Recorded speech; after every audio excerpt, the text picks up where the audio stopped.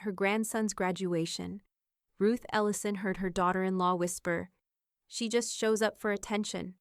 Her son laughed. The next morning, the university unveiled a bronze plaque, her name etched above the words, "In honor of the paths not chosen." She hadn't raised her voice, she'd raised a building. Before we begin, may I ask, where in this big, beautiful world are you listening from? It's always a quiet honor to know who's sharing this space. Drop it in the comments, and don't forget to subscribe. Graduation day dawned gray, the kind of June morning that couldn't decide if it wanted to rain or just linger in cloud cover. The auditorium lights buzzed faintly overhead, casting a soft yellow wash over rows of proud families. Cell phones blinked. Floral perfumes mingled with the dry tang of folding programs and plastic seatbacks. Ruth sat near the back of the family section, her posture composed, her expression unreadable. She wore a tailored navy dress that fell just below the knee, the fabric matte, unsentimental. She'd chosen it carefully, not festive, not funereal, neutral, just like her. Ahead, the ceremony played out in bursts of applause and names mispronounced over the mic. Every time the dean paused to clear her throat, Ruth could feel the audience collectively brace, hoping it wasn't their child's name next. Her hands remained folded in her lap. 3 rows ahead, Lee adjusted the pearl clip in her hair, leaned sideways toward Daniel. "She just shows up for attention," she murmured, her voice dry as paper. Daniel snorted, not loud, but not quiet enough. The sound cut sideways through the room like a pin dropped into a well. Ruth didn't blink, didn't move, just watched the stage as if she hadn't heard it. But her shoulders, relaxed a moment ago, settled an inch straighter. Brady's name was called. He crossed the stage in crisp black robes, his tassel bouncing against the side of his cap. The applause swelled. He turned instinctively to scan the audience. Too fast. He didn't find his father, or Lee, or even Daniel. But then, in the back, just above the rim of the last camera tripod, he saw her. Ruth, sitting still, no wave, no smile. Just one deliberate nod. Brady held her gaze half a second too long before moving on. A flash for the photographer, a handshake from the chancellor. Done. At the reception, people gathered in nervous circles with champagne flutes and overstuffed cheese trays. Everything smelled like deli turkey and sweat under polyester. Ruth stood apart under a narrow pop-up tent near the side entrance, ignoring the mingling crowd. Her phone vibrated once in her clutch. Judge Trent. "You heard that, right?" She didn't type for a moment, just stared at the message as if letting it breathe first. Then, Ruth. Didn't have to. Timing's perfect. Behind her, a group of parents laughed too loud, one of them spilling soda on his loafer. Ruth turned her back to the noise, looking out over the parking lot. Rows of sun-dappled windshields. An old couple arguing about whether they'd locked the car. A yellow school bus pulling away from the curb. She felt her pulse slow. That calm, practiced control that had taken years to remaster. Inside the tent, Lee's voice rose again. She was retelling the same 3 stories from Brady's childhood. Rehearsed anecdotes laced with just enough fiction to keep herself central in the narrative. Daniel nodded in familiar rhythm, beer in hand. Ruth made no move to join them. From across the lot, Judge Trent's black Lexus pulled into a reserved faculty space. He didn't get out, just sat behind the wheel, sunglasses on, like someone watching a hand of poker develop. Ruth looked toward him briefly. Didn't wave. She stepped back into the reception tent, picked up a plastic cup of water, pretended to sip. Brady was surrounded by classmates near the photo booth. The fake ivy backdrop behind him was already sagging. Ruth didn't approach, just watched. When Lee noticed Ruth standing alone, she made a point of glancing at her watch. "Some people don't understand when they're no longer welcome," she said brightly to Daniel, handing him an empty plate. This time, Ruth smiled. But it was the kind of smile a woman gives a candle just before blowing it out. By Monday, the crowds were gone, folding chairs stacked, banners rolled up. The lawn outside the university's historic McAllen Auditorium smelled like trampled grass and dying helium balloons. Lee had come back for one last photo. She said it was for her Instagram story, a sentimental moment.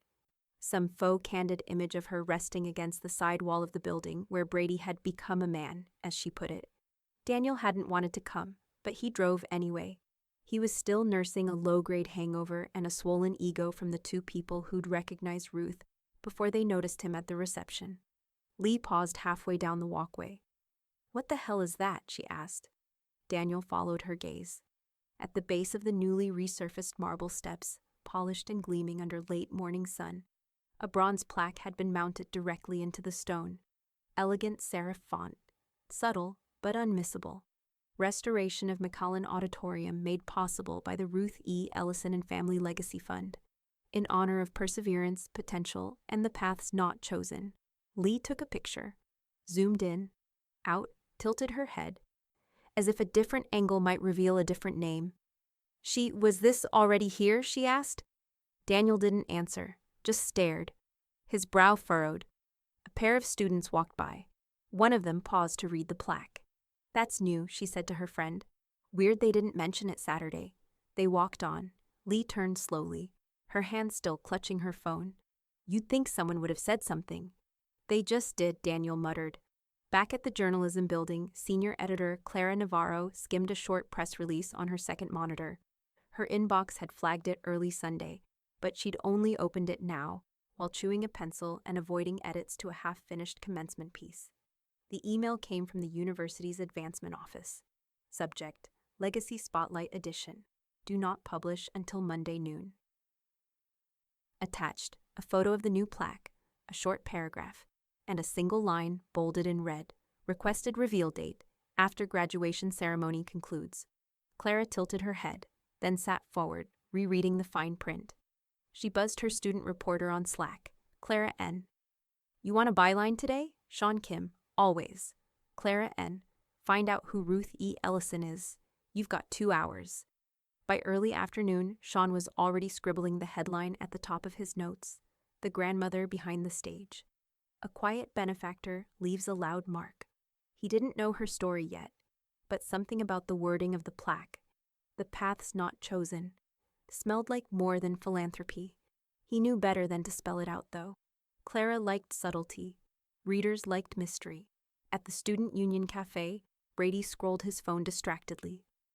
Sipping warm black coffee, his phone buzzed again, Clara asking if he could provide a quote. He hadn't even known there was a plaque.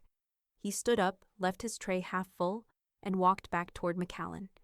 His pace slowed when he saw the crowd. Small but growing, people crouching to take photos. A few administrators lingering nearby, their smiles too stiff. He stepped around them quietly. There it was. Bronze. Real. Permanent. Brady's eyes locked on the words, not just her name but the timing, the message. The deliberate omission all weekend. It all clicked at once. She hadn't done it to be seen. She'd done it to be undeniable. She asked for it to be revealed after the ceremony, a voice said beside him. "Clara," Brady turned, startled. "She told you that. University press office did." "She didn't want to overshadow the students," Clara said. Then, "Or maybe she knew it would land harder this way." Brady didn't respond. He was still staring at the plaque.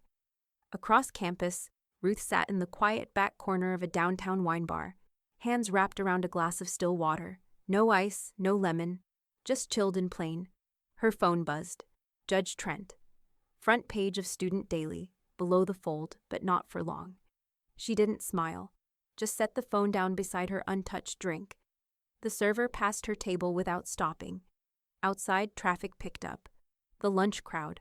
A marching band tuning up somewhere blocks away. Ruth closed her eyes for just a second. Long enough to remember the first time she stepped into McAllen Auditorium. Long before the upgrades. Before the air conditioning. Before the ceilings were repainted and the mold was stripped from behind the stage. It had smelled like varnish and old floor polish. It had echoed even when she didn't speak. Now her name would echo in silence. Every day, every tour, every graduation. She opened her eyes just in time to see her reflection in the window, ripple and vanish behind a passing bus. The luncheon was held at the university's alumni hall, a faux colonial space with too much brass and not enough ventilation. Fake flower centerpieces wilted in the midday heat. Round tables filled with donors, deans, and select families buzzed with small talk and strategic flattery. Ruth arrived 10 minutes after the salad course was served. She moved like someone with nothing to prove. Straight-backed, minimal makeup, soft gray linen suit, not a single piece of jewelry.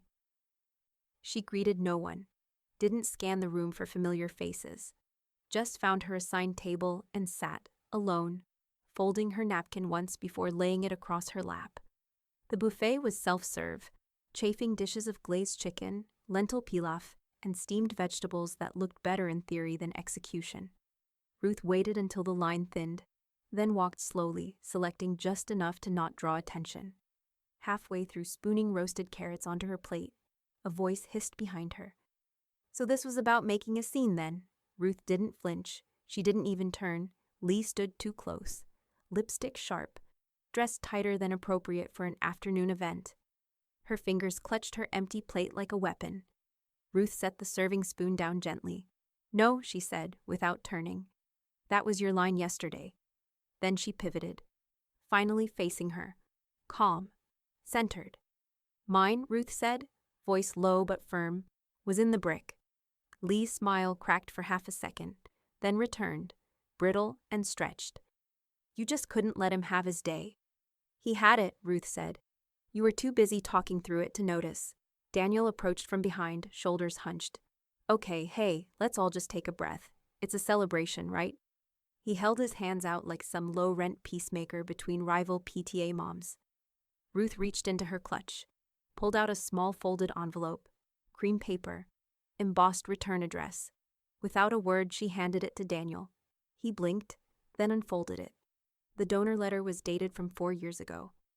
Signed by the university's financial aid office, a thank you for contributions made to the Ellison Opportunity Grant, a restricted scholarship dispersed to students with unmet housing and textbook costs.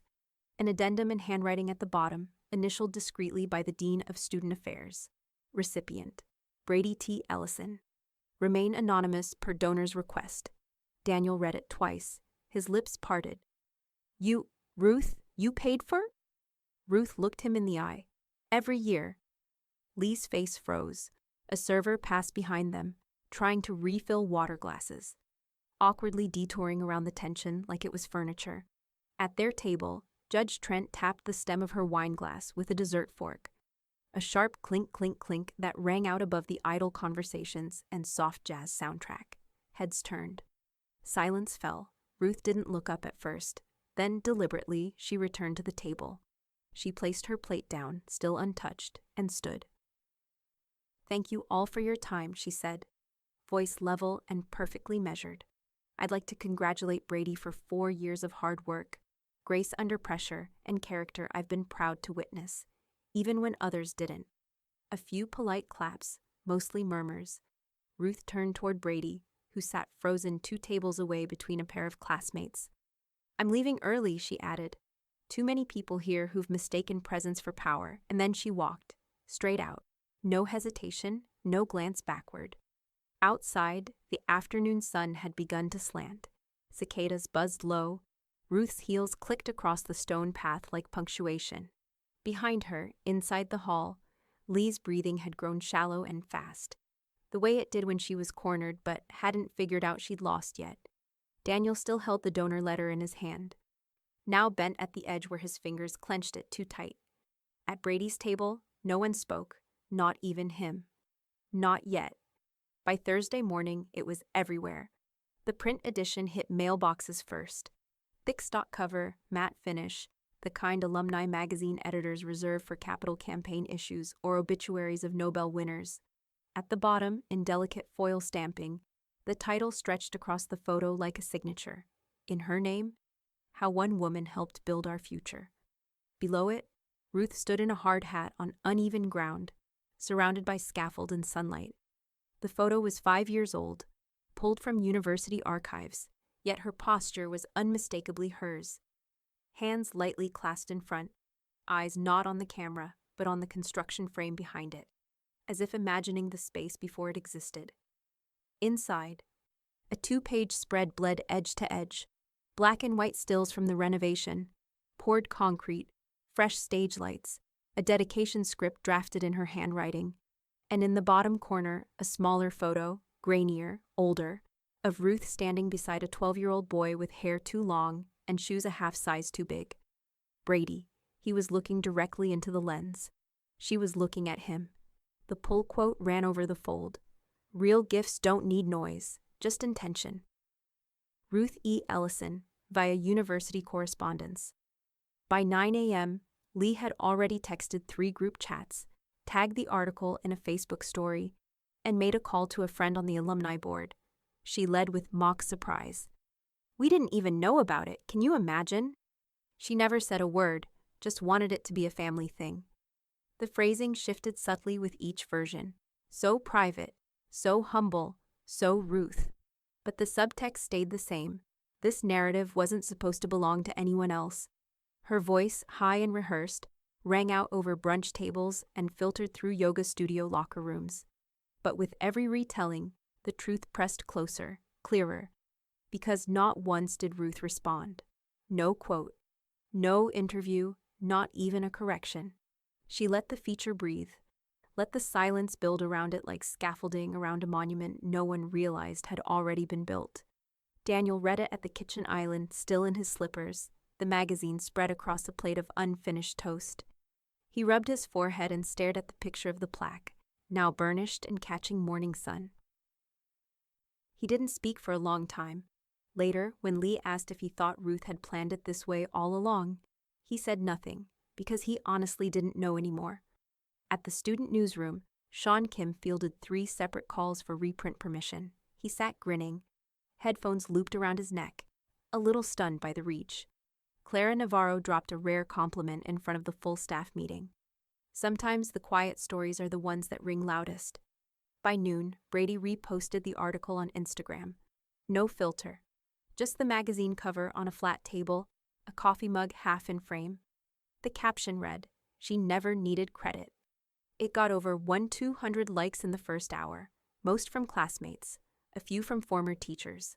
One comment, left by an adjunct music professor, simply said, "She was always in the back row." I remember. Brady didn't reply to any of them, but he watched the notifications pile up like small, careful acknowledgments of something he'd never quite known how to say. At a corner table in the town's independent bookstore cafe, Ruth sipped green tea from a white porcelain cup. No phone in hand, no laptop. Just the soft rustle of newspapers nearby, and a stranger's dog curled under the table across from her.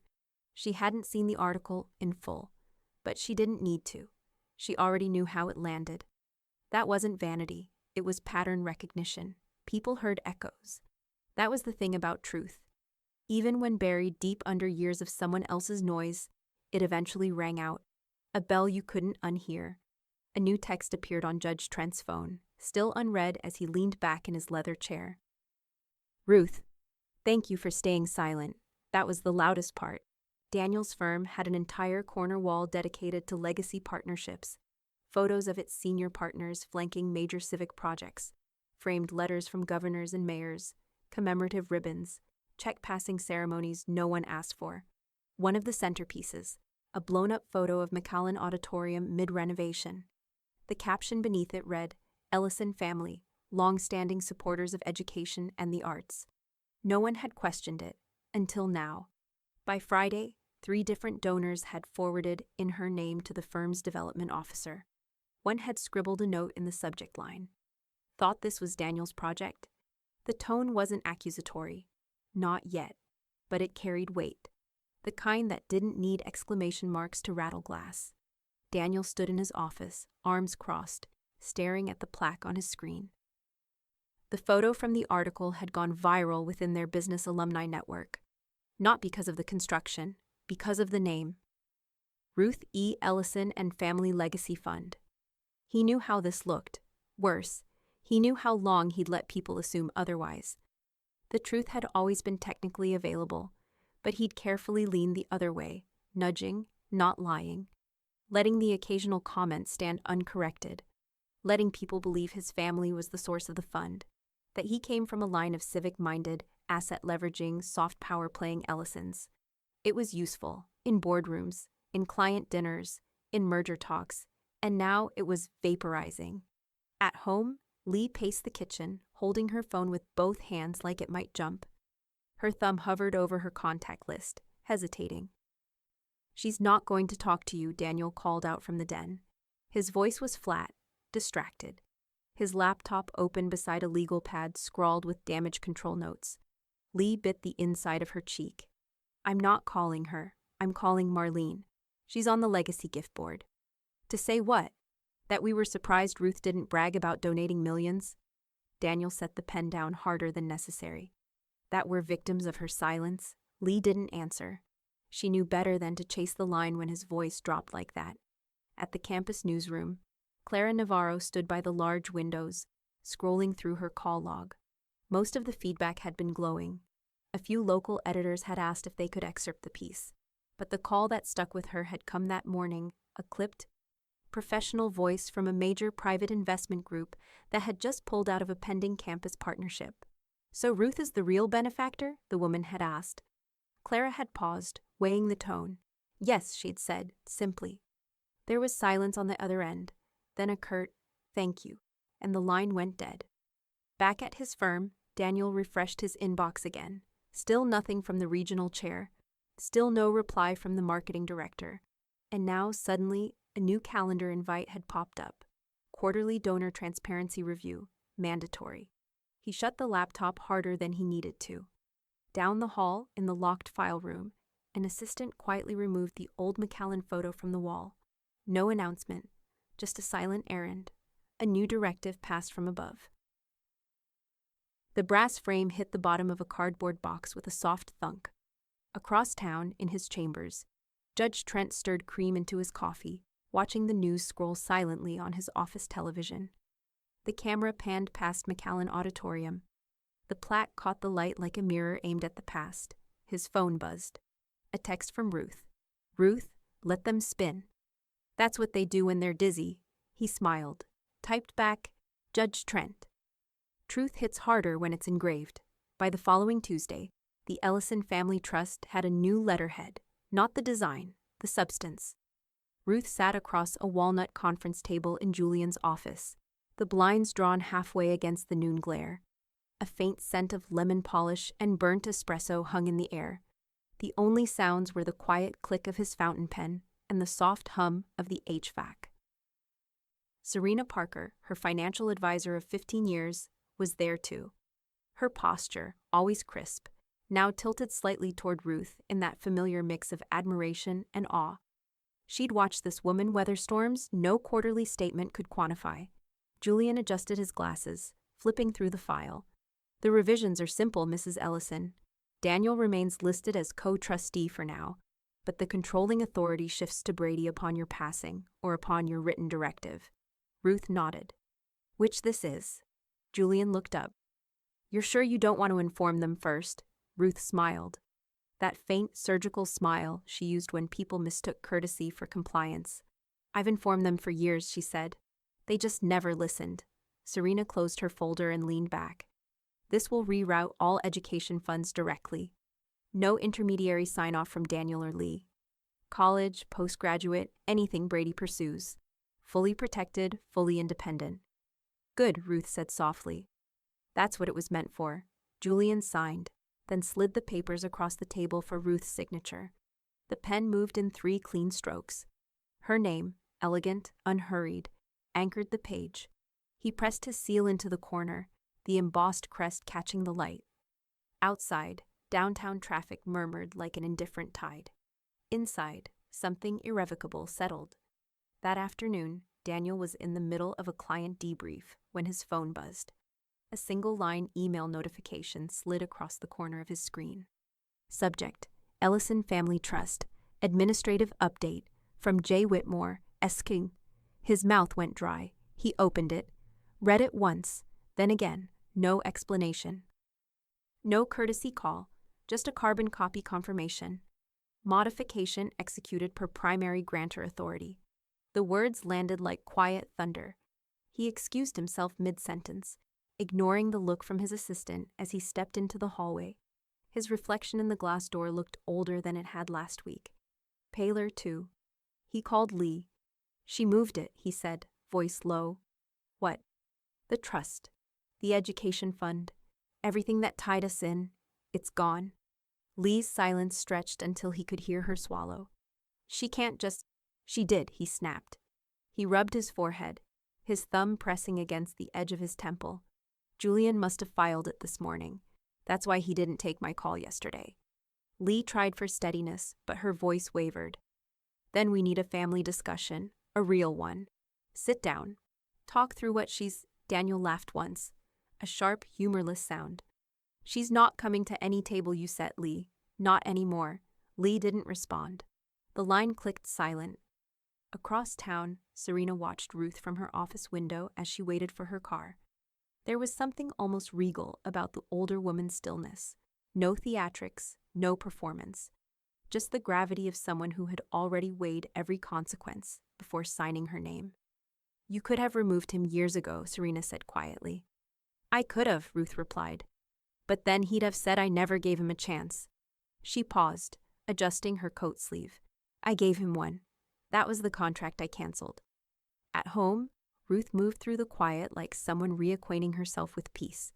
Her desk sat neatly arranged, letters in one stack. A small brass key dish beside her reading glasses. She opened the window just enough to let the autumn air in. Outside, leaves rustled against the curb. Somewhere, a lawnmower droned faintly. Life continued at its unbothered pace. Her phone vibrated once on the table. A new text. Lee, dinner? We need to talk. Daniel's worried. Ruth stared at the screen, then locked it without typing. She reached instead for a notepad and wrote a single line beneath her letterhead. Legacy isn't shared when it's stolen first. Then she tore off the page, folded it once, and slid it into the center drawer beside a faded photo of Brady at 12.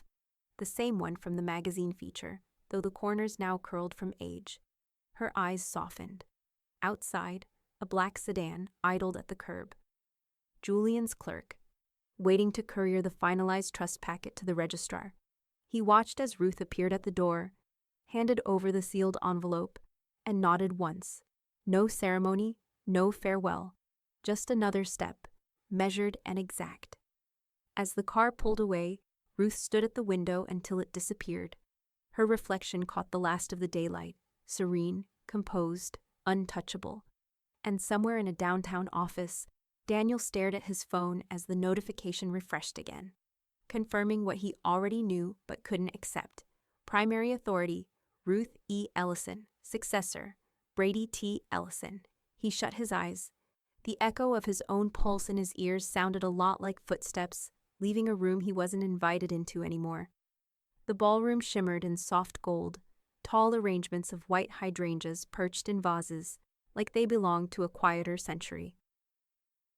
The annual University Benefactors Gala was always overdone. Too much velvet, too many men who wore tuxedos like armor. But this year, something felt different. Ruth stepped from the waiting car with the kind of stillness that quieted motion around her. Navy silk again, tailored, restrained, paired with a single strand of pearls and a small clutch. Her heels were low, deliberate. No escort, no arm to lean on. She didn't wait for the valet to open her door. She simply stepped out and walked through the archway like someone arriving exactly on time.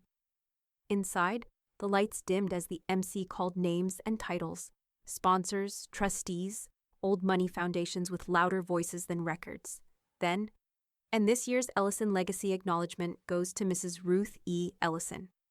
Polite applause. A few heads turned toward the front. But those who knew, really knew, clapped longer. Clara Navarro among them, seated with university press and donors under a media-reserved placard. She leaned toward Sean Kim and murmured, "Some people buy their way in, some built the door." On stage, Ruth reached the podium. The event coordinator held out the microphone, smiling expectantly. Ruth shook her head, just once. She placed one hand softly over her heart in thanks, nodded toward the crowd, and stepped down, her face calm, expression unreadable but full. The applause followed her back to her table, but she didn't quicken her pace. She didn't need to. Across the room, Brady lifted his phone. Snap. Another. Ruth, backlit in golden wash, captured mid-step, graceful, quiet, and entirely centered in a story no one else could now revise. He posted one to his Instagram story before she even sat down. Caption: she declined the mic. Didn't need one. 30 minutes later, Daniel and Lee arrived. Late. Their names weren't called. Their entrance wasn't noticed. The usher at the front looked down at their invitation and pointed, politely, toward a table near the back, partially blocked by a pillar and two tall floral arrangements. Lee bristled. "We RSVP'd weeks ago." "I'm sorry, ma'am. Assigned seating only tonight," the usher said. Daniel didn't argue. He just nodded once and walked. They sat as dinner was being served. Cold plates of lemon chicken and risotto slid in front of them without eye contact. Around them, other guests leaned in toward each other, murmuring in low tones about the feature article, the trust restructuring, the rumors no one could verify but everyone had heard. Ruth never turned around. At the head table, Ruth pulled a small envelope from her clutch and slid it discreetly toward Brady. He looked at it, then her. "For your next chapter," she said. "No middlemen." He didn't open it, just placed his hand over it like he understood more than she'd said. "You okay?" he asked, voice low. Ruth exhaled, not tired, not resigned. Just done with the weight she'd carried for too long. "Better than I've been in years." Brady smiled, then looked around the room, the ceiling strung with lights, the small orchestra in the corner playing a slow jazz cover, the plaque unveiled by the stage entrance now catching candlelight like a quiet flag. He reached for his phone again, took one more photo. This time, just the envelope. No caption, just a heart. Back at their table, Lee picked at her food, the shine gone from her lip gloss. Daniel scrolled through his email like he was searching for something to fix. When he looked up, he saw Ruth across the room. Not once had she looked in their direction. Not when the award was called. Not when the music played. Not even now. And somehow, that stung more than any speech could have. Outside, as the night air cooled and the valley line thickened, Ruth stood near the edge of the portico, alone again. But not isolated. Clara passed her with a nod. "That was the quietest takedown I've ever seen," she said softly. Ruth didn't smile. She just said, "It wasn't a takedown. It was a correction." And as her car pulled to the curb and she stepped inside, the camera flash from some distant photographer caught only the hem of her navy dress as the door closed, leaving behind nothing performative, just the echo of presence that didn't beg to be recorded. The call came on a rainy Wednesday, just after noon.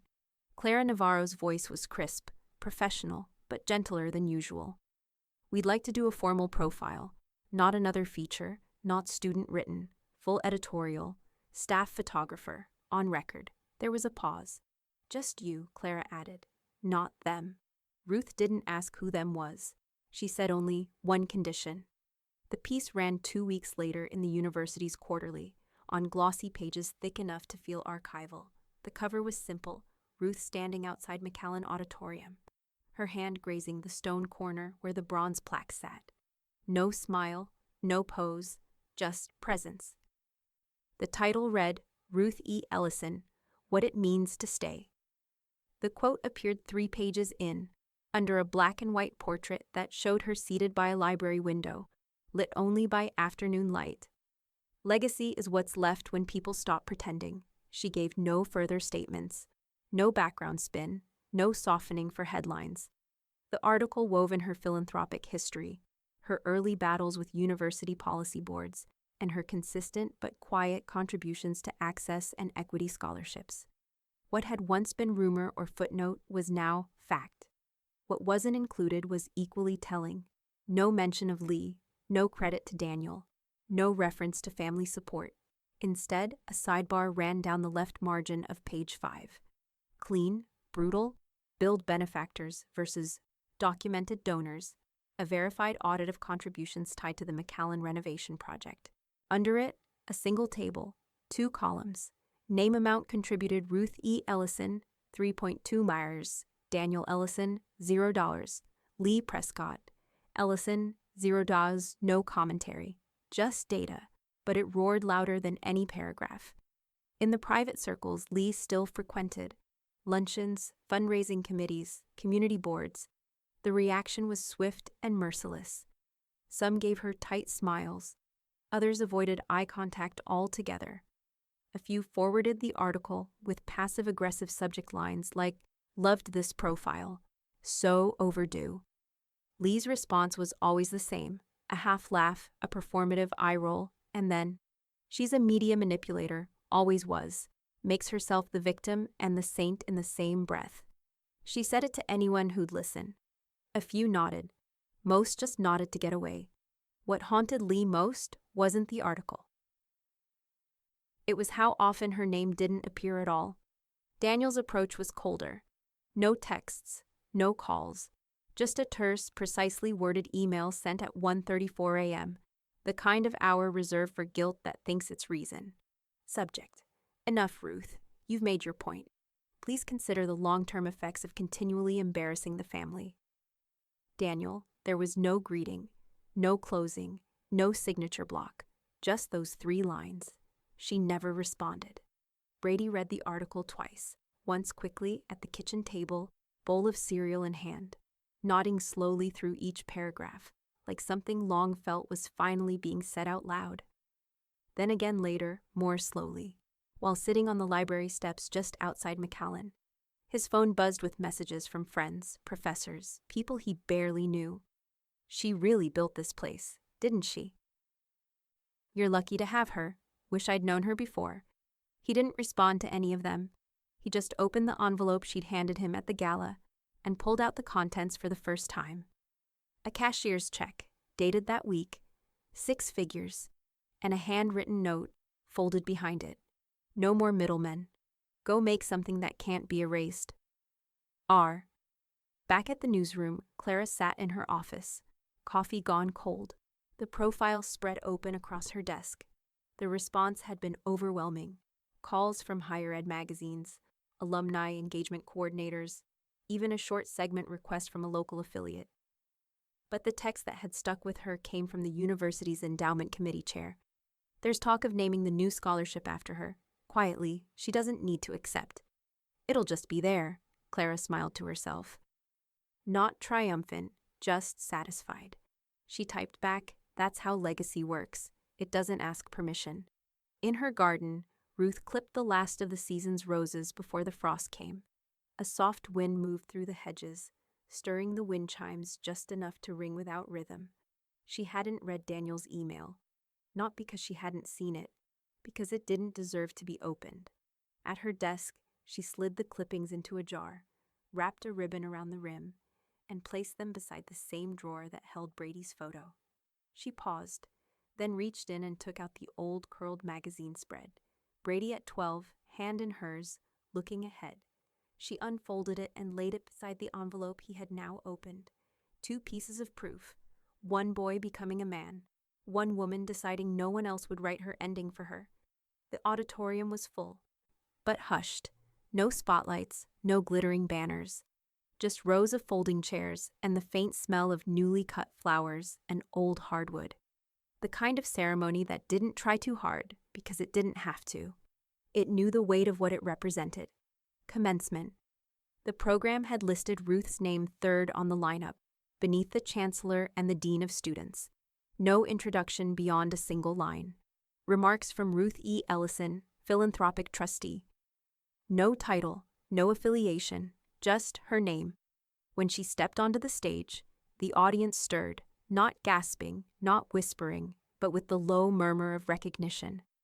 The kind that comes when truth takes visible form. She wore charcoal gray this time. No pearls, no podium notes. Her heels made no sound on the wood floor. The mic was already on. She didn't test it. She simply spoke. "To the graduates, you've been told this day is about achievement. It is, but also endurance and decision.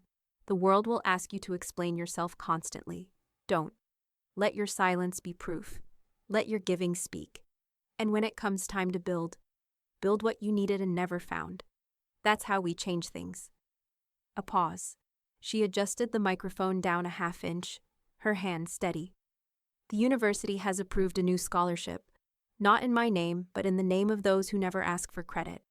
It's called the Quiet Builders Award. It's for students whose work won't go viral, but will go far. That's all. She stepped back. One nod to the side, and then she walked off the stage without applause because the room didn't know if it was over. Until Brady stood and clapped. Once, then again, then faster. He clapped until his palms stung, until the whole room followed. A standing wave of sound, not wild but rising, earned, not demanded. Backstage, Clara waited just past the curtain. When Ruth rounded the corner, she stepped forward and hugged her, not out of ceremony but out of deep, human thanks. "You just rewrote the definition of a keynote," Clara whispered. Ruth didn't respond, but she didn't pull away either. Across town, Lee watched the live stream on her iPad in the sunroom, the one Daniel used to call her stage lighting lounge. She had it propped against a crystal candle holder, her legs curled up on the settee. She didn't cry, she didn't pause.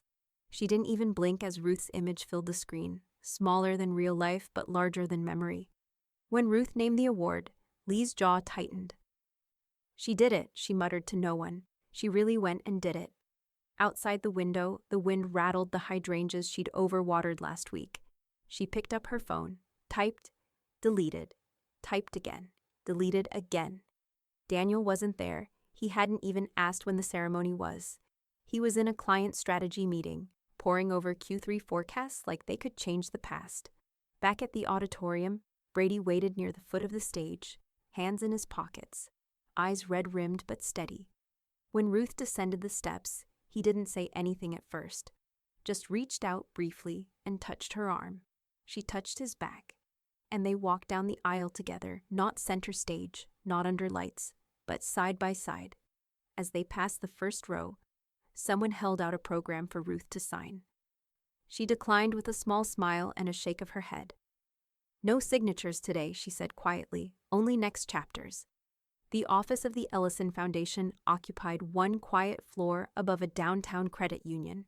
No signage, no frosted glass logo, just a brass plate by the elevator, Philanthropic Trusts and Education Initiatives. Inside, the hum was low and clean. A single fern near the window, stacks of grant proposals, neatly color-coded. A framed photograph of the new McAllen Scholarship recipients hung near the entryway. 6 young faces, smiling, unaware they'd become part of something built from reclamation. Ruth sat beside Brady at the long table, pen poised over a final page. Her handwriting had become smaller these days, tighter. It looked more like precision than age. Julian and Serena sat opposite her, both silent as she signed. "There," Julian said softly, pressing the seal. "The charitable trust is official. The Ellison Foundation for Access and the Quiet Builders Award will operate jointly. Brady, you'll serve as co-director." Brady blinked. "Co-director? Me?" Ruth nodded, her tone even. "You'll oversee the student grants, first-generation applicants, those who don't have anyone to vouch for them." He leaned back, overwhelmed, rubbing the back of his neck. "You really think I'm ready for that?" "I wouldn't have built it if you weren't," she said. "Legacy isn't inheritance, Brady. It's continuation." Her voice softened at the edges, but her eyes didn't drift from his. Across town, in a kitchen full of soft gold lighting and silence, Lee stared at her laptop screen. Her cursor hovered over a frozen web page. Ellison Family Education Account. Access denied. Daniel stood behind her, sleeves rolled, his phone pressed to his ear. "What do you mean denied?" he said into the receiver. "This account's been active since Brady's freshman year. It's family titled. I'm co-signer." The voice on the other end stayed calm. "Mr. Ellison, the educational savings accounts were converted into restricted assets under the charitable umbrella. Beneficiary access has been legally reclassified. You should have received notice from the trustee." Daniel lowered the phone. "Trustee?" Before he could speak again, his inbox chimed. From S. Parker, CFA subject, Notice of Beneficiary Restriction. "Mr. Ellison, please be advised that pursuant to Mrs. Ruth Ellison's amended trust, all former educational savings and donor-advised accounts have been consolidated under a charitable umbrella with legal protection from familial claim. Access denied. Challenge not permitted. Respectfully, Serena Parker, CFA fiduciary consultant." Lee's voice broke the silence first. "She locked us out," Daniel exhaled through his teeth. "No," he said. but the word had no conviction. She buried the key. Back at the foundation, Ruth sat alone after the others left, a stack of stationery before her. Thick ivory paper embossed with the new seal. She began writing letters, not to Daniel, not to Lee, to the students. Each one began the same way. You don't owe anyone an explanation for where you started. Build quietly. That's where the strength hides. She wrote until her hand ached, then switched pens. Her handwriting thinned. But the words stayed firm. When Serena came to check in, Ruth handed her the first batch. Mail them directly, no university filter. Serena smiled. Understood. That evening, Judge Trent met Ruth at their usual table in the corner of the courthouse cafe. The light was low, the crowd thin. He stirred his coffee slowly before setting the spoon down. Well, he asked. Ruth took a sip of tea. It's done. He nodded once. Legacy secured. Then his tone turned dry, almost amused. Leeches removed. Ruth didn't correct him. She just looked out the window, where the courthouse lights flickered across the damp pavement, and said, "Funny thing about locks. People assume they're for keeping others out." Trent leaned forward. "And what do you say they're for?" Ruth's gaze softened, thoughtful. "For peace," she said. "And peace needs boundaries." It arrived on a Thursday, mid-morning, hand-delivered, not mailed. The box sat at Ruth's front door, nestled against the autumn-worn welcome mat, wrapped in soft ivory paper that didn't quite shine but tried to. No label, no card. Just a plain ribbon, satin, pale blue. Ruth stared at it for a moment, then picked it up, carried it inside, and set it on the edge of the kitchen counter without ceremony. She didn't guess who sent it. She didn't touch the ribbon. She didn't need to. 5 minutes later, she stepped outside again, box in hand, and walked it to the end of the driveway. The lid never opened. The bow remained tied. With a gentle push, she dropped it into the waste bin. The lid closed with a clean thunk. Back inside, she rinsed her hands and returned to her desk. Her journal sat open, half a page left from the morning before. She picked up her pen and wrote, "Forgiveness is internal. Boundaries are structural." Then closed the cover without rereading the line. Brady visited every Saturday now. He never asked if she wanted him to. He just came, showed up with small bags of bakery bread or loose-leaf tea, sometimes both. No announcements, no expectations. This time, he brought maple scones and a stack of handwritten thank you letters from the most recent round of scholarship recipients. They sat together at the small table in the back office of the foundation, where Ruth had tacked dozens of letters to the wall like artwork. The space smelled of cinnamon and ink. "These," Brady said, spreading the new batch out. "They're better than any press release." Ruth didn't reply. She was rereading a letter from a sophomore who signed simply, "Lena, daughter of no one important." "I love this one," she said finally. "She gets it." Brady leaned back. "They all do? You built something that's alive now." She offered him more tea. He waved it off gently.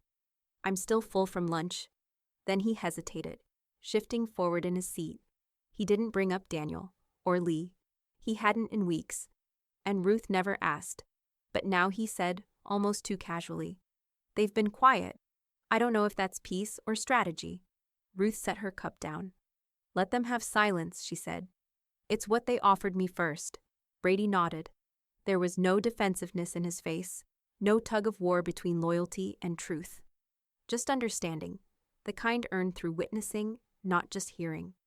They sat like that for a while, surrounded by gratitude from strangers who somehow felt more like family than people with shared blood. Brady reached over and pointed to one note near the corner. "You should frame this one," he said. "It's the only one that called you a revolution." Ruth smiled faintly. "I'm not," he tilted his head. "You sure?" "I'm something else," she said. "A refusal, maybe. A reminder." Then her eyes moved to the empty space beside the note. "I'll leave room for more," she added. Later that night, Ruth sat alone with a blanket across her knees, the kettle still warm beside her. The house was quiet, but not in a hollow way. The kind of quiet that doesn't ache anymore. Outside, wind whispered through brittle leaves. Her window pane reflected the string of letters posted across the wall, glowing softly in lamplight. She thought briefly of the box. Wondered, not curiously, but clinically, what it had held. An apology, a bribe, a last attempt at co-authorship? It didn't matter. What mattered was not opening it, not needing to. She reached again for her journal, and in the margin beside her earlier note, added one more line. Some locks keep people in, mine keeps me out. Then she underlined it once, lightly, and closed the book for good that night. Every spring, the university expanded the donor walkway near the old bell tower. It was a subtle tradition. No ribbon cuttings, no emails. Just a new row of engraved bricks, laid flush into the pathway between the alumni commons and the East Quad. Students walked over them daily, barely noticing. Names, years, phrases too short to be sermons, but too sharp to be ignored. This year, one brick near the bend read, Ruth E. Ellison. She stayed quiet until it counted. No one announced its placement. Clara noticed it first during a campus tour with the new media fellows. She stopped mid-sentence, tilted her head, and smiled to herself. Look at that, she murmured. Sean Kim took a photo, quietly uploaded it to the digital archive. No caption needed. Everyone on the student journalism team knew the story already, how the silence had become strategy, and how strategy had become structure. Brady found it 2 days later. He hadn't meant to. He was walking to the library, coffee in one hand, headphones in, when he caught sight of a student crouched low, tying a shoe. His eye drifted to the ground and froze. There it was, clean, centered, just above the curve where the brick sloped slightly downhill. He stared at it for a long moment, then set his coffee down on the nearby bench and knelt, pulled out his phone, took a photo, then another, then one more, just his hand in the frame, thumb grazing the etched words. He texted it to Ruth with nothing more than a period. 5 minutes later, her reply came, Ruth. Some things don't need to be lifted to carry weight. Brady smiled at the screen, then sat on the bench across from the brick and watched as student after student walked over it, unaware, and yet, inevitably, carried it with them. Daniel hadn't been on campus in almost a year. The excuse was a professional panel at the law school, a last-minute fill-in for a colleague who had dropped out due to a scheduling conflict. He hadn't planned to visit, hadn't wanted to, but something about being back under the red tile roofs, the iron lampposts, the ivy still clutching brick, softened his stride. Until he reached the East Quad. Lee walked beside him, silent. She'd offered to come, insisted, really. But neither had spoken much on the drive. Their silences had grown longer lately, harder to explain. They turned the bend near the bell tower. Daniel stepped first and stopped cold. His gaze dropped, locked. Ruth E. Ellison. She stayed quiet until it counted. The words hit harder than the plaque, harder than the trust paperwork, because this was unavoidable, unmistakable, underfoot. Every student, every tour, every family, every rainy day, every graduation. They would walk across that sentence, again and again, and never question whose it was. Daniel stood there too long. Lee came up behind him, saw it, and stopped, but didn't speak. She didn't need to. She knew what it meant. She knew what it undid. The sound of footsteps passed around them, students with earbuds in, backpacks slung loose, deadlines in mind. None of them slowed, and yet Daniel couldn't move. Eventually, Lee stepped around him, not over the brick, around it, and kept walking. Daniel followed, but not right away. Back at home, Ruth sat in the garden, pruning the last of the roses for the season. The air was cooler now, the light less forgiving. Autumn had come fast, but she liked the clarity it brought. Her phone buzzed on the armrest beside her. Brady's photo, the brick. The angle was sharp, sunlight slicing across the edge of her name. She didn't post it, didn't forward it, didn't even save it to her gallery. She just looked at it once, smiled, and let the screen go dark. Then she reached down, plucked a fallen petal from the soil, and tucked it into the pages of a nearby book. Inside the cover was a note she'd written years ago, barely legible now from where. What you leave behind should outlast what you were told to carry. She folded the book closed and whispered, "Let them step over it." And then she returned to her pruning, deliberate, unhurried, and entirely her own. The auditorium smelled faintly of fresh paint and anticipation. Rows of folding chairs filled with students in borrowed blazers and hopeful nerves. The scholarship reception was small by design, modest, intimate, the kind of event where applause stayed light and gratitude felt real. Ruth stood near the podium, flanked by 3 students whose names had just been called. 2 women, 1 man, all first-generation recipients of the Quiet Builders Award. Their smiles were unsure, their posture formal, but their hands trembled with something close to disbelief. The photographer motioned them closer. Ruth stepped forward, linked her hands with theirs, and let the flash wash across them. The shutter clicked 3 times. That was all. Later, after the reception, she carried a printed copy home in a small envelope. No frame yet, just paper. She placed it on the second shelf of her bookcase, between collected works of Frost and the art of stillness. The photo leaned slightly forward, catching a sliver of light from the window. 3 young hands, 1 older, a thread invisible, but there. She stood there for a long time, not proud, not nostalgic, just finished. Judge Trent stopped by the following afternoon. No appointment, no call ahead. He just appeared in the doorway of her kitchen, holding a paper bag with 2 coffees and a sleeve of biscotti. "I come bearing caffeine and poor restraint," he said. Ruth let him in with a small laugh. "You always did have both." They sat at the table facing the garden. The roses had gone bare for winter, only stems now, but still beautiful in structure. Proof that presence didn't require bloom. Trent sipped his coffee, then nodded toward the shelf behind her. "That's the photo?" She turned her head, following his gaze. "Yes." "You know," he said, "they'll still wonder how you did it." Ruth smiled, eyes still on the picture. "Because they never noticed I was doing anything." Trent chuckled. "And that's the secret, isn't it? The quiet work's the one they can't dismantle." Ruth leaned back in her chair, the corner of her mouth lifting. "They can't edit what they never wrote." They sat without speaking for a while, the sound of wind moving through the gutter the only reminder of time passing. When he stood to leave, he placed a small envelope beside her mug. "Court clerk sent me this by mistake," he said. "Old correspondence from your first endowment paperwork. Thought you'd want it back." Ruth slid it into her drawer without opening it. Trent smirked. "You don't open much these days, do you?" "Only what adds peace," she replied. "Not what steals it." That evening, Brady's letter arrived. The handwriting was uneven, rushed, like the words hadn't waited for polish. She sat by the window to read it, the lamp casting soft rings of gold across the page. "To the woman who waited, I don't think you ever needed applause, but I want to say thank you anyway. You taught me that silence isn't surrender, it's selection. I'm learning that now, how to speak only when it builds something, not just fills the air. I hope the world catches up to that lesson one day. Until then, I'll keep building quietly." B. Ruth folded it once, carefully, and placed it inside the art of stillness, just behind the photo. She didn't cry. She simply breathed, slow, deliberate, and felt the faint pulse of something tender but grounded, like the final note of a symphony that doesn't fade so much as rest. A week later, Clara Navarro held her last meeting as Director of University Communications.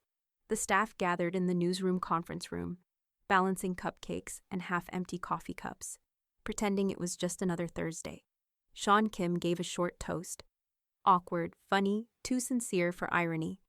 When he finished, Clara smiled and thanked them all, her voice catching only once. Before she left, she made one last announcement.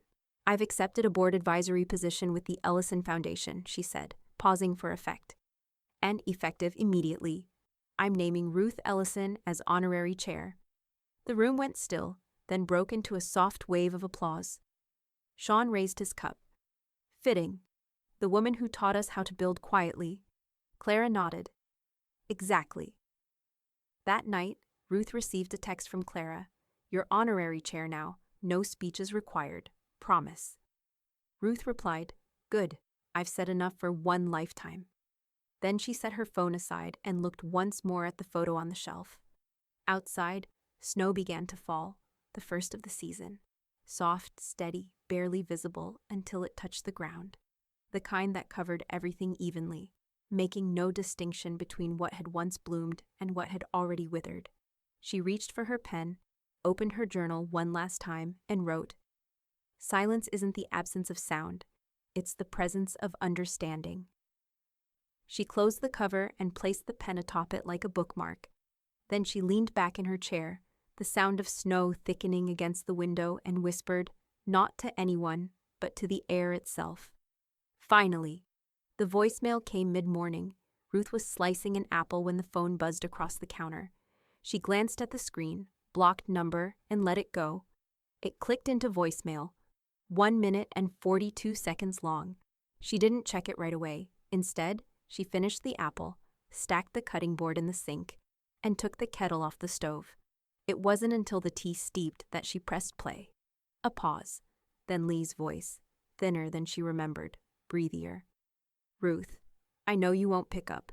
I wouldn't either. I wanted to say I've been thinking a lot. About what we ruined. You were always better at staying still. I envied that. If you ever want to talk, I'd..." Ruth stopped it there. She didn't rewind, didn't finish, just deleted it. The sound disappeared with a soft chime. Later that afternoon, she sat at her desk and wrote one final check. 6 figures, dated and signed in her smaller, sharper handwriting. The memo line read only, "For the ones who still hesitate before asking." No name, no foundation. Just a routing number linked to a blind student aid pool Serena had helped her set up under a rotating shell. No one would trace it back. That was the point. She slid it into an envelope, sealed it, placed it in the outgoing tray, and then exhaled. Not relief, just rhythm. Brady arrived around 4, tracking in snow from the porch. He didn't knock anymore, just opened the door and called out, "It's me," as he always did. She was in the sunroom, wrapped in a light wool shawl, a cup of tea warming her palms. He held something in both hands, a small potted plant, soil still damp, root system visible through the sides of the clay. "No card," he said, placing it on the table beside her. "Just roots." Ruth looked at it for a moment, then nodded. "That's enough." Brady sat down in the chair beside her, glancing out at the garden beyond the window, where frost had now silvered the rose stems. "Clara said she saw you sign the last of the disbursements." Ruth gave a soft shrug. "Not everything needs a sequel." Brady smiled, then hesitated. "They reached out. My parents." Ruth didn't ask what they said. She didn't need to. Instead, she looked out the window. "They finally got what they wanted," she said. "Attention gone."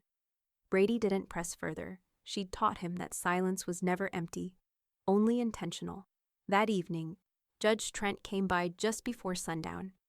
He wore his long wool coat, but no scarf, said it was too late in the season to pretend he was fashionable.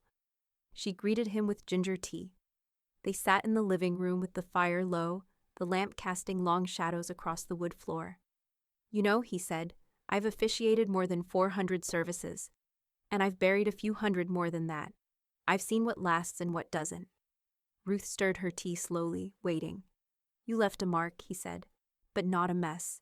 She chuckled lightly. "That's the only way it lasts." He took a sip. "True, the loud ones get remembered for a moment, but the ones who plan, quietly, methodically, they're the ones who become the infrastructure."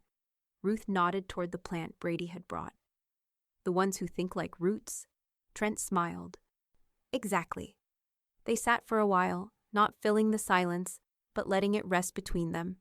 He eventually rose to leave, pulling his coat tight around his shoulders. "You sure you don't want visitors next week? The committee would still love a farewell brunch." Ruth stood too, her movements graceful but unhurried. "I don't need farewells," she said. "Just continuance." He held her gaze, then nodded once. "Then we'll let things continue." That night, Ruth stood in front of her bookshelf, running her hand along the row of journals. She didn't pull any down, didn't open a single one. She just touched each spine, pausing at the final one, the last entry made, the pen still resting atop it like punctuation. Outside, snow fell heavier now, but gently, as if the world had nothing more to say, but was still showing up to witness the quiet. She turned off the light and let the room go still. The scholarship dinner had grown over the years. What began as coffee in the student union with a few folding chairs and shy thank yous was now a catered affair in the south atrium, where uplighting kissed the stone walls and string quartets softened the air between speeches. Ruth wasn't seated at the head table. She wasn't even on the program. She didn't need to be. She sat in the back corner near the emergency exit, not hidden, but not central. A folded name card on the table in front of her read, Mrs. R.E. Ellison, legacy guest, nothing else. She wore deep navy again, no pearls, no statement, just clarity. Brady took the stage halfway through the evening, stepping to the mic without fanfare. He no longer looked like the boy who used to fidget under applause. Now, his presence was calm, self-possessed, quiet, but unmissable. He smiled briefly, eyes sweeping the room. Then he gestured toward the young woman standing beside him. No script, no rehearsed intro. "This is Jasmine," he said. "First gen, pre-law, working 2 jobs, GPA that makes most people nervous." A ripple of laughter. "She's one of this year's Quiet Builders recipients. She doesn't need a speech. She's already written hers through how she shows up." Jasmine smiled shyly and stepped forward. Not to the mic, but toward Ruth. She crossed the floor like she knew exactly who she was looking for. When she reached Ruth's table, she bent low and wrapped her arms around her like someone who had waited their whole life to recognize a stranger who gave them a chance. Ruth hugged her back. No words, just time, folding in on itself. Later that night, the atrium had emptied. Only staff remained, stacking chairs, folding napkins, wiping candle wax from the tablecloths. Ruth walked alone down the western hallway toward the new donor wall, installed quietly the year before, just outside the registrar's office. A long pane of sandblasted glass, etched with names, dates, endowments. Her name sat third from the top. Ruth E. Ellison, founder, Quiet Builders Award. In honor of those who didn't ask to be remembered, but should be. The last of the sunlight slanted through the clear-story windows, catching on the grooves in her name. She reached out, gently, and touched the edge of the glass. It was warm. "That'll do," she said aloud. Not for anyone else, just for herself. Weeks later, as winter melted into early spring, someone unearthed an old alumni podcast interview and spliced together a story about quiet philanthropy. A junior intern with too much free time sent it to a campus newsletter. Clara passed it to a visiting editor. The story made its way to a national feature on the Architects of Access. But by then, Ruth wasn't responding to press, or interviews, or messages. She didn't need to. That same season, Ruth's health began to slow. Not dramatically, just quietly. The way snow doesn't fall faster, only more, finally. Brady never said goodbye. He just stayed. One day, after a long conversation with a student whose tuition Ruth had covered through an anonymous grant, he brought her a box of keepsakes. Letters, articles, the photo from the Quiet Builders reception, now framed. He placed them on the shelf in her study. She didn't comment. She just reached up, rested her hand on his shoulder, and said, "Keep the wall going. More bricks, more names." "I will," Brady said. "Yours is just the first." At her request, there was no funeral, just a small garden gathering. A bench added near the roses, a plaque no larger than a paperback, and a single line, chosen by Ruth herself, carved in clean serif font. "The ones who build quietly leave the strongest foundations." Years later, the story of Ruth Ellison passed around campus like a myth no one dared disprove. She became a case study in architecture courses, a pull quote in donor training sessions, a ghost in the best way, a presence felt, not marketed. One day, a new graduate asked Brady if the story about the plaque at his graduation was true. He smiled. Every word. Then he said nothing more. Except this, spoken in voiceover at a small round table on legacy and giving. Years later, long after he'd taken over the foundation fully. "At my grandson's graduation, my son's wife whispered, 'She just shows up for attention,' and he laughed with her. The next morning, they found out whose name was on the donation plaque.